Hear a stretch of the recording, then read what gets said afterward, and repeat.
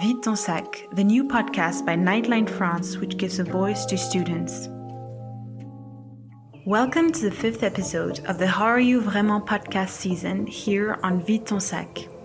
Today, B from Nightline Paris Communications Team is interviewing Joe Linton, the Diversity and Inclusion Officer at Ulip. Joe is a final year student at Ulip.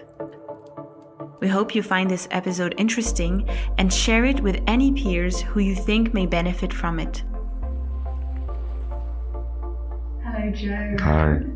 Thank you for joining me on the podcast today. No worries. Would you like to just introduce yourself? My name's Joe Linton. I'm 21. I go to Ulip. I'm in my third year studying French and International Relations.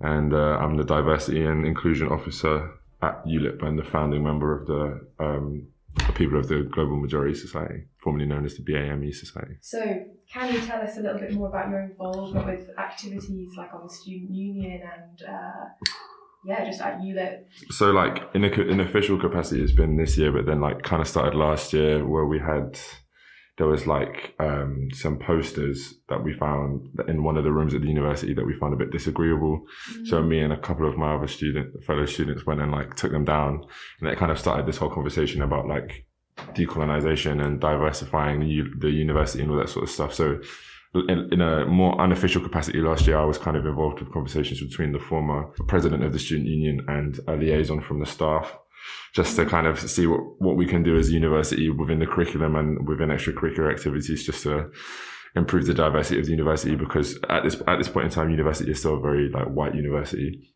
So as a person of mixed heritage, it's you don't really see many people like yourself, but it's getting a lot better at the moment as the class sizes get bigger and all that sort of stuff. But and then this year took on diversity and inclusion.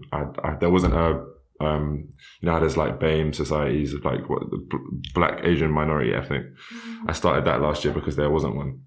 Yeah. And I thought it was important to have that representation, because even though there's not that many people of minority descent, but that tags onto the word minority. There's one that I wanted to avoid. So this year I changed the BAME society name to People of the Global Majority to kind of represent the shift in power and kind of try and empower people who were told that they're the minority in the world by white people, when that's not actually true.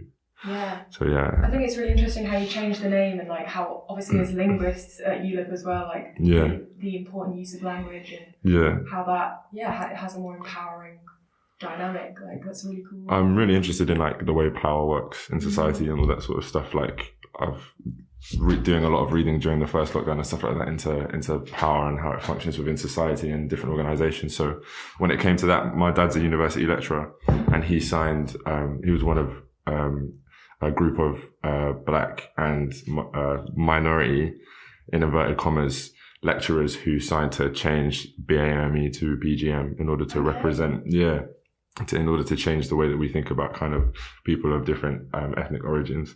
And that kind of gave me the idea to switch BAME, which implies that people of different backgrounds are the minority, which has been forced upon them historically by the white minority in the world, to PGM, to try and just give a little bit of power back to people and change the way in which we kind of talk about people from different ethnic backgrounds and stuff like that. Yeah. And so did you have any kind of student feedback from changing the name, or from your society in general? I'm interested to know, from your position, is there kind of a pastoral element of your role, do you feel, where you've had students come to you since the creation and evolution of your society? Or the problem, one of the big problems with Ulip is that participation is the one thing that we're always fighting against. Okay. It's always from when I started doing things unofficially, in my second year and now, and before that, and I was chatting to members of the SU in my first year, the one problem that you have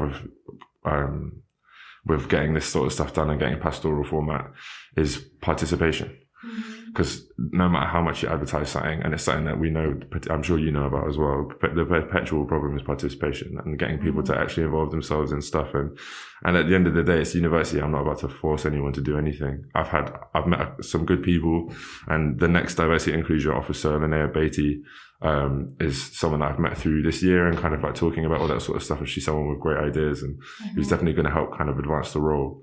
But I don't feel like you don't see much apart from on anonymous questionnaires.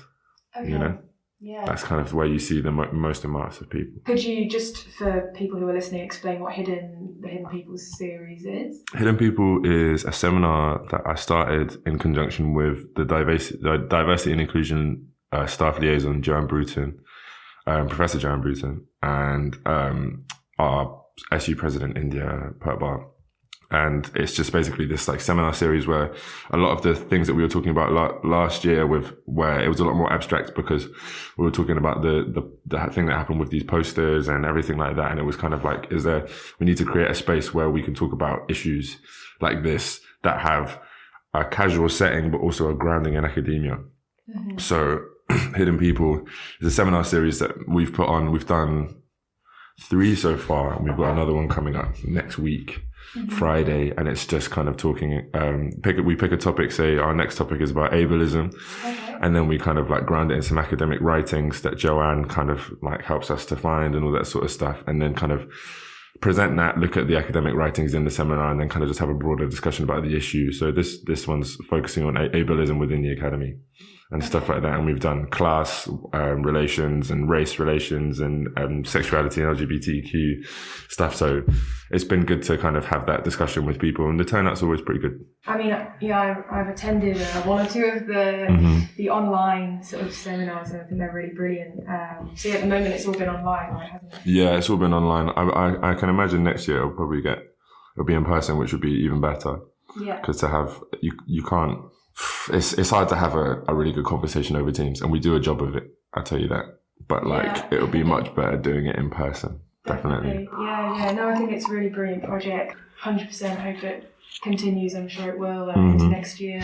Sounds like there's a great team of people like carrying on. And it's important to not underestimate, the value of like having these things in place, even if there isn't always massive turnout. I'm sure just the fact that it exists is a massive validating kind of thing for a lot of people's mental health, and especially people who may have identified as some kind of minority in whatever way. But so we can maybe change the word minority for all sorts of groups of people. I mean, having these type of things here is just nice. And I feel like that's progress. From the Ulip that I started off in to the Ulip that I'm in now, there's been a big change, which is good. And like, it's only 3 years. It's not like school. So I feel like the motto that I've been kind of using in terms of all of this, and it's like permanent revolution. Like Mao's idea of permanent revolution, like you can't let the revolution go stale. So you have to, he did it in a way of purging people, but like I'm trying to keep it in a way of like, we just constantly have new ideas and constantly try and get new voices and people in. So you never lose momentum, because then like, it would be very easy for, as soon as I leave, no one picks up PGM, Pit Society, no one really does anything for anything else, and it kind of just all falters, because the pressure stops. So we've got to keep the pressure on the staff, we've got to keep the pressure on other people, and make sure that we have these conversations, so permanent revolution. So, just to clarify for people who are listening, you touched on it, obviously in your Hidden People series, you talked about lots of different issues, like obviously maybe, I don't know, was your initial route into all this might have been through race, like with what was BAME Society and what is now the PGM. But obviously like you seem interested by a plethora of intersectional issues, and like what is the breakdown of the diversity inclusion role, and also why is it becoming part of the executive students union, because that's changed this year, right? What is the breakdown of the role?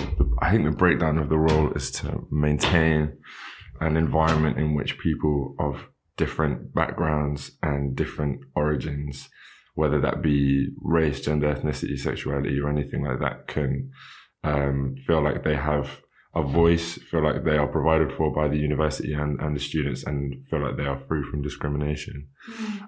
So I guess my role is kind of just putting on events and kind of being available to speak to people about certain issues that may have happened at the university over the past year. And like, I don't know, I guess it's like making sure that everyone feels like they can kind of be in this space. And it's hard because like not everyone always does, and not everyone always tells you about it either, but like I try. I think the main role is kind of like a welfare officer, but like in a different capacity, almost kind of looking after different aspects of student life and student identity and personality and stuff like that, you know. So, yeah. I mean, there's always, I think in all of the student union roles, there's always a crossover with welfare. I mean, it's most important. Yeah, it's the most important and thing. Essentially, the team is a welfare team with like different kind of facets that go off that. Exactly. That's why it's good that we're having 2 welfare officers instead of 1. So that's one of the other main changes into the executive team. I mean, I think it's great that your role's becoming on the like executive team. I think it's interesting. Definitely. I think one of the questions that I asked in the we had a hustings for the new roles. Yeah. And one of the things, no one mentioned diversity and inclusion in it. Okay. So one of the questions that I asked, which is one of the questions that I kind of ask about the university itself and stuff like that, is it was how the diversity and inclusion is becoming the new exec role. No one's spoken about it, and it would be very easy for people to stop speaking about it. So how do you expect to plan to get people to take it seriously? Right. You know, because I don't think a lot of people do. Like there are people who do, definitely, but it's a new role in the exec committee, and at the same time, diversity and inclusion isn't everyone's top priority. Right. You know, because as I've said before, it's a white university still, very much so. I'm not saying that in a derogatory way, but I'm just saying that it's the reality of it. And it's like, and there's also certain issues that people may care about that other people don't care about, which was the point of Hidden People, and which is why it's called Hidden People, because it's about our university could slip into a cycle of only caring about 80% female, so caring about women's issues. There's a large gay community, so only caring about LGBTQ plus issues. So you get kind of race issues and ethnicity issues and religious issues that kind of fly under the radar, not because of lack of trying or not because of people not caring, but because you slip into a cycle of you only see what is relevant to you. So Hidden People was about, and what I think the importance of the role that I inhabit being on the exec account is being, we have to shine a light on the people who may not, it doesn't even matter if these people don't even go to our university. You can't forget about anyone like that, because then that's how you slide into ignorance. Yeah. And that's why we did, we're doing ableism. There's, as far as I know, there's no one at university who is physically disabled, but accessibility is a massive issue within the building, within the city that we live in Paris. Yes. There's also not that much of a conversation going on about non-evident disabilities or mental learning difficulties, all that sort of stuff, because there may not be that larger contingent, and they may not want to speak about it. So it's our job as, I don't like the word ally very much at all, but as allies of these peoples and these communities, to make sure that, like, even though they may not, we have to speak about them where they cannot. So that's the role of Hidden People, to kind of keep these conversations going. Doesn't matter if you don't know anyone who falls into these brackets, you still have to show solidarity to them, you know. Just because they're not there doesn't mean that you just forget about them, you know. Just to pick up on that, so you find ally to be a very charged word. Do you want to just explain that a little bit? I've had a lot of conversations about this. I think ally is a way of including yourself in someone's struggle when you don't need to. Yeah. I think saying you're an ally to, you see it in kind of the LGBTQ plus community. I remember a community which I'm not part of, but like I have many friends such as yourself and other people, and my girlfriend who make up part of that group of people. And I just think the word ally just implies that, because now you have all these types of conditions to be a good ally and all that sort of stuff. So the more it becomes a classification of a type of person and a type of way of being, the less importance I think it has to, people put more accent on actually being a good ally rather than just doing good for the communities that they're serving. And I think that it takes the allyship and this kind of, if it hadn't taken on this kind of connotation, would be very helpful. But I think now it actually distracts from the issues that are going on within the communities that you claim to be a friend of. So I don't, if you could call me an ally of these communities, yes, but like I wouldn't want to describe myself as that. I would want to describe myself as someone who wants to support and empower those people of communities, and not kind of create my own label to be involved. You know, I don't need that. Yeah, I have to agree with you on that one. I think, there's a big difference between labelling yourself as an ally and someone labelling you as an ally. And that's, exactly. a lot more rewarding. unfolding, and probably shows that you're doing some good there. Exactly, and you spending your time trying to be a good ally and all that sort of stuff. That's just, at the end of the day, the more time that you think about yourself is the less time you're thinking about those other people that you're trying to protect. Yeah. Mm-hmm. So why not? I think the concept of allyship is great, but I think it's now got to a point where being an ally has become its own thing, and that detracts from the struggles of other people, and it's just kind of run its course, I think. So, I mean, obviously all of these kind of issues impact on student mental health. Definitely. And as we've said, there's massive crossover with welfare in the role that you've had, and like other people in the Students' Union, and just people running societies, and well, the whole student body and the staff, to be honest, everyone seems to be playing a role. Yeah. In terms of mental health, like when I don't know, between London or in Paris, like are there any sort of, what have you been aware of in terms of mental health services that are on offer, or like here? Yeah, or in London, or are there any associations or like frameworks that are your reference point for mental health? I get counselling from the International Counselling Service. Okay. So that's been quite useful in the last maybe like, how long have I been going? 7 or 8 weeks that I've been doing that, and it's been very useful. But at the same time, it's quite heavy, so like it's not for everyone. Nightline, of course, and the kind of having that sort of French language, English language type of like support for people who are here, definitely. In England, not much. To be fair, I haven't been home in about 9 months, but like it's been your kind of permanent base for a long time. Yeah, for a while, and I kind of I kind of recognise more stuff that goes on here than I do in England, but I think that's just because my head's more in the game over here at the moment. Yeah, but like, I just remember when we were kids that in England, get access to mental health services was just impossible. Like, and it was just really hard, like to try, and you're either on waiting lists or you're paying privately. So then as soon as you've got that, there's a class issue, because people being able to pay for mental health services and all that sort of stuff, that comes into it. And then it's kind of like who they're prioritizing and all that sort of stuff. So I don't know too much about the French national framework for any of that sort of stuff, but like, there's not too much that I know about, to be honest with you. I mean, every little helps, doesn't it? But like, obviously the volunteers for our service, they have active listening training. It's probably the most basic form of psychological support training you can have. Yeah. They're not mental health professionals, but they do provide like support and a space to listen to. I think that's great, and I think that every member of the Ulip Exec Committee should have that training. Personally, I think active listening training, because like it's not just a welfare officer who deals with people, you know, and like myself, there's been a couple of cases this year where I've had to deal with like certain kind of like race and ethnicity based issues and all that sort of stuff at the university.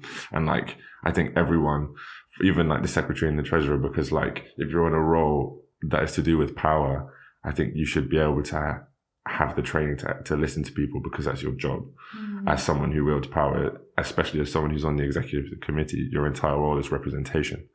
So you should be actively listening to everyone all the time. Yeah. And I think it would be very wise of the new executive committee to commit to that personally.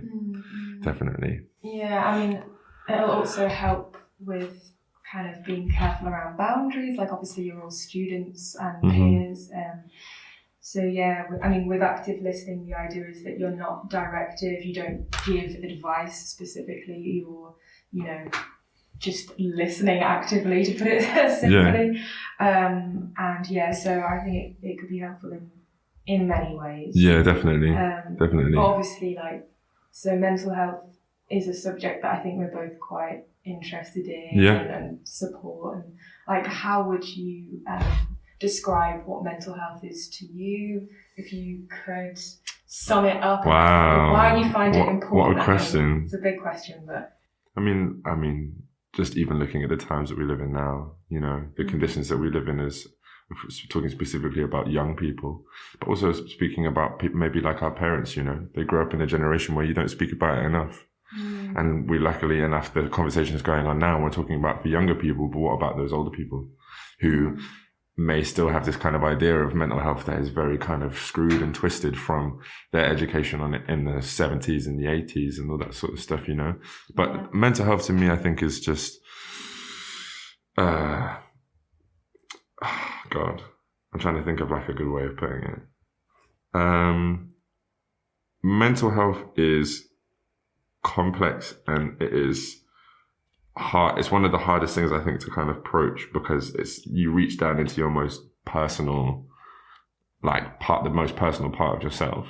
You know, when you're talking about kind of self-image and the way that you think about social situations and all that sort of stuff. And it's very hard you could be the chattiest person or whatever, but it's very hard to actually sit down and have a conversation with yourself, let alone with someone else about the deepest, darkest parts of your being. Mm-hmm. You know, mental health is intricately linked to the economic system in which we live. Mm-hmm. But it's something that, we're living in this system now until we overthrow it. So we've got to work within our boundaries and work within what we can to kind of try and improve the mental health of not just the generation here, but I think all generations, because I think if you spoke to someone who grew up in the 50s and the 60s and trauma is trauma, you know, and it transcends generations. Yeah. And I think that while it's great that we're working on stuff for now, we have to work on trying to help everyone and have that conversation, not just with, it's great that we're having that conversation with ourselves, but having that conversation with older generations and our parents and stuff like that, the people that it's hardest to speak to about all that sort of stuff, you know? So yeah, definitely. I think it's a very complex thing. Yeah, no, it really is. Definitely. But just to finish, I guess, I mean, it's a busy time for you. You know, you're in the finals, it's your last little bit of your degree.